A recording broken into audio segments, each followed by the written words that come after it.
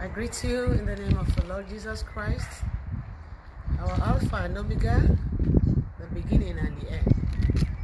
He has every power to do things, and He will continue to do it. He will continue to bless us. He's a living God. Sínú ètò tí òní, Ọlọ́run tó ń bá wa ṣe, á tún bá wa ṣe tí òní, nítorí pé Ọlọ́run alààyè lọ́lọ́run wa. Ó wà títí láéláé. Ọba tí gbogbo ọpẹ́ àti ìyìn jẹ́ tirẹ̀. Ọba tó ní ọlá, ọba tí ó ní ògo, ọba tí ó ní ìyìn. Mo kí yín kú àbọ̀.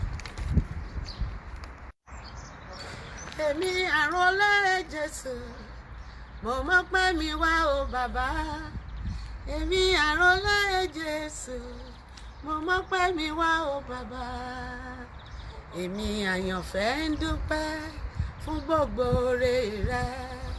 Èmi àrólé Jésù, mo mọ̀ pé mi wá o bàbá. Èmi àrólé Jésù, mo mọ̀ pé mi wá o bàbá. Èmi àrólé Jésù, mo mọ̀ pé mi wá o bàbá. Èmi àyànfẹ́ ń dúpẹ́ fún gbogbo oore rẹ̀. Èmi àrólé Jésù, mo mọ̀ pé mi wá o bàbá.